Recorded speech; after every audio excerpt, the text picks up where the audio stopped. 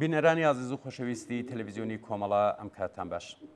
خۆشەویستان دەزانن کە لەم ڕۆژانەدا و بە دوای داگیرکردنی ئەفغانستان لەلایەن تاڵەبانەوە وەزعیەتی ژنان لە ئەفغانستان بۆتە جێگای نیگەرانی قوڵی سەرجەم هەڵسوڕاوان و مرۆڤ دۆستانی جیهان.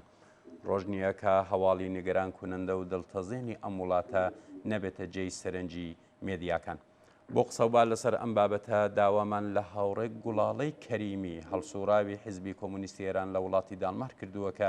میوانمان بێت و وەڵام بە چەند پرسیارێکمان بداتەوە. هاوڕێ گوڵاڵە سەرەتا وێڕای سپاس بۆ بەشداریتان لەم وتووێژەدا. بۆ هەوڵین سوالم دەمەوێت بزانم کە دوایین هەواڵەکان لەسەر وەزعیەتی ژنانی ئەفغانستان لە ئێستادا چییە؟ پێشەکەی سڵاو ڕێزمایە بۆ ئێوە هەموو بینەرانی عزیز و خۆشەویستی تەلەڤیزیۆنی کۆمەڵە و کۆمەڵە تێوی بە سپاس بۆم وەختە کە بە منتاندا لە بەرنامەکەتانە بەشدار بن. ژنان لە وەختەوە کە تاڵبان هاتەوە بۆ ئەفغانستان زۆر نیگەرانن و ناڕەحەتن چونکە ترسن وەزعیەت و بارودۆخیان بگەڕێتەوە بۆ 2 دەهەیە قبل کە تاڵبان لەوێ حکمیە کرد. ئەو کاتە کە تاڵبان لەوێ حکمیە کرد ژنان حەقی دەرس خوێندنیان نەبوو، بێ ئیجازەی پیاوان نەیانەتوانی بێنێت دەرەوە، کوشتن و بڕین و سەنگسار و ئەمانە زۆر شتێکی عادی بوو و ژنان تەنها وەسیلەی بەراوردەکردنی ئارەزوو جنسیەکانی پیاوان بە بدوزەمە هیچ حەقێکیان نەبوو لەناو ئیجتماعە. بدونە پیاوی گشتیان نەتوانی بێنە دەرەوە، نەیانەتوانی لە پرۆسە سیاسی و ئابوووریەکەی وڵاتیشیانە بەشدار بن. ئەمە ئەو مشکڵاتانەیە کە ئێستا ژنان لە ئەفغانستان ڕوبەڕوون لەگەڵیا. لە وەختەوە کە تاڵبان هاتکەسەوە بۆ ئەفغانستان ژنان لە پرۆسەی موسیقیدا لە پرۆسەی سیاسی و ئابووری وڵاتەکەیاندا ناتوانن بەشدار بن، فرەتر هانە ماڵە، حتا دوکاندارەکان و پوستری ژنیان هەڵواسی بوو لە دوکانەکانە هەمویان پاک کردگەسەوە بە جۆرێکە ئەبینی نەخشی ژنان کەمکەم خەریکە پاکە بێتەوە ژن لابن لە ناو ئیجتماع و بە هاتنی تاڵبان ژنان زۆر زڵمی فریان لێ چوو، زۆر وەعزێکی خراپیان هەیە. زۆر باشە هاوڕێ گوڵاڵە، ئوسولەن ئەساسەن تاڵبان بۆچی هەوڵ دەدا ژنان لە هیچ کار و ئەرکێکدا بەشدار نەبن لە ئەفغانستان؟ بوونی ژن لە یاسای شەریعەت و ئیسلامە قەدەغەیە، چونکە ژنان هەمیشە پێشڕۆ بووگن و لە سەفی ئەوەڵی مبارزەدا بووگن و چون خۆتان باشە زانن بۆ گەیشتن بە وڵاتێکی ئازادی خواز و ئازادی بیر و ئازاد پێویستمان بە ژنانێکی ئازادە و بە پێی شەریعەتی ئیسلام و بە خاتر وەزعیەتێک کە ئەمانە لە ناویا قەراریان گرگاوە وەکو جەریانێکی تاسە ڕستوخان تەرۆریستی وەزد ئینسان ئەمانە خسڵەتیانەوەسەکە وەک چۆن جمهوری ئیسلامی وەختی هاتە سەرکار بە کوشتن و بڕین و هەڕەشە و فرەچگەر حجاب ئیجباری سەپاند بەسەر ژنانەوە هەوڵیدا کە لە هیچ پرۆسێکا بەشدار نەبن. ئەمانیش ترسیان ئەوەیە کە مەسەڵەن وابێ مەسەڵەن حەزەکەن دەوڵەتێکی پیاو سالارانە پیاوانیان بێت و وەژنان وەکو بەشێک لە مڵکی خۆیان دەزانن. وەختی وەکو ئەوە تواشایەکەن کە مەسەڵەن بۆ بەراوردەکردنی ئارەزوە جنسیەکانیان و پیان خۆش نییە کە ژنان لە هیچ عەرسێکدا بەشدار بن و ئەمە نیشان ئەدا کە ئەوانە خاوەن فکرێکی واقعان دواکەوتو و فۆقڵادە مرتەجەعانن کە ژن وەکو ئینسان چاو لێ ناکەن، معامڵەی پێکەن، وەکو کەنیز بەکاری دێنن، ئەیان فرۆشن و بە دوای ئەمە فریان مجازن کە چەندانە ژن بێرن. وام شرایطە وایە کردگە کە ژنان لە وەزعیەتێکی خراپە بن و زندگیان لە خەتەرا بێ و من خۆم وەکو ژنێ واقعان وەختی فکر لە زندگیانەکەمەوە زۆر ناڕەحەتم و تەمامی هەوڵ و تەلاشی خۆمەدەم کە بە هەر جۆرێ بووگە ببم بە دەنگی ئەوان، ببم بە ناڕزایەتی ئەوان و بێگومان ناتوانێت ژنان لە مبارزەدا لابات. زۆر باشە هاوڕێ گوڵاڵە، وتتان و ئێمەش ئەزانی کە ئوسولەن ئێعتقاداتی تاڵبانەوەیە و بەپێی ئەو ئێعتقاداتی کە هەیەی ئەو شریعەتی هەیەی و ئەو باوەڕێی هەیەی ناتوانێت ژنان دخاڵت بدا لە ئوموری کاروباری دەوڵەتەکەی کە ئێستا دایناوە. بە تەواوی ئەو هەوڵانەی کە تاڵبان ئەیدات،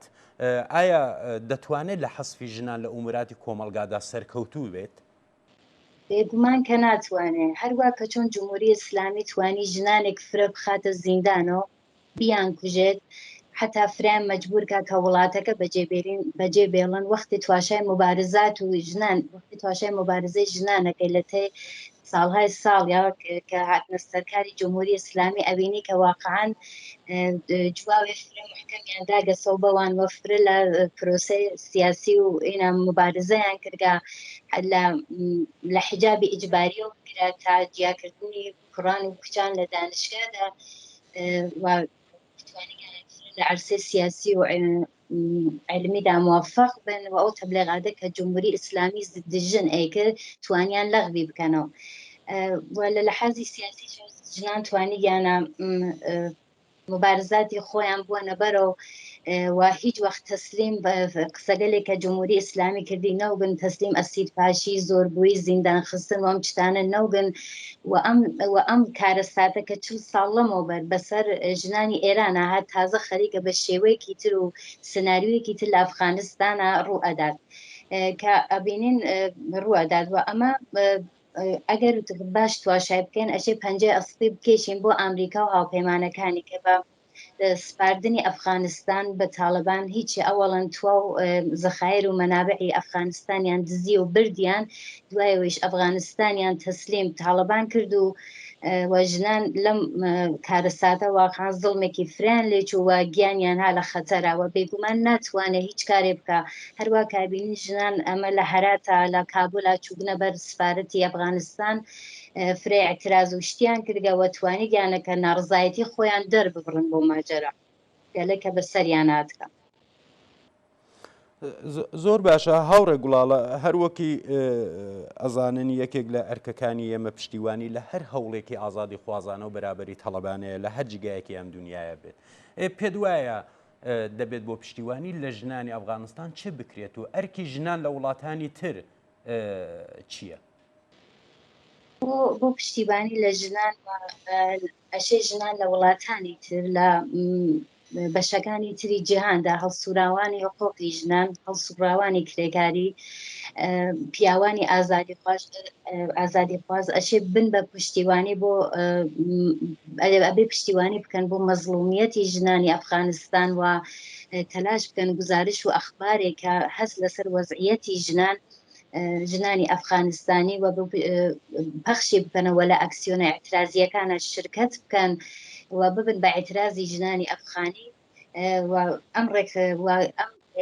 تەبلیغات گەلێک کە ئەکردێ بۆ ئەم ڕێک خراوە تەرۆریستیە واقعاً لەغوی بکەنەوە و تەنها ژنگەل ئەفغان نین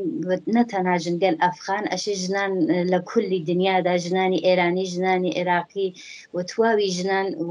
ببن بە دەنگێک بۆ ئامریکا و هاوپەیمانەکانی کە ئەو وڵاتانیان وەکو وێرانەیەک بەجێهێشت و